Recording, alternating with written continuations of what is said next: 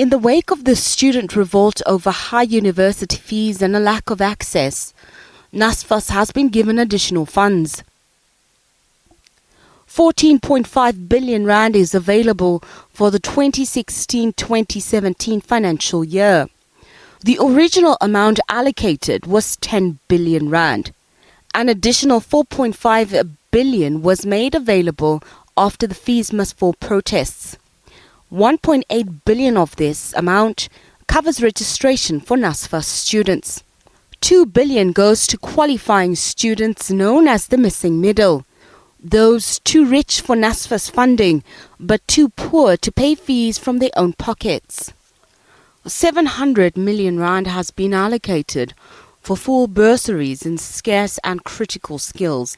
2.5 billion rand will go towards paying the historical debt of over 70,000 students who qualified for funding but did not receive it. This applies to those studying between 2013 and 2015.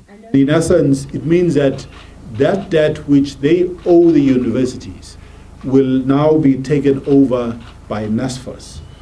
And the funding aimed at clearing this debt will be through a scheme which we have arranged in working with the universities and government, because there's a component of it which will be converted to a bursary, applying the NSFAS rules that we have.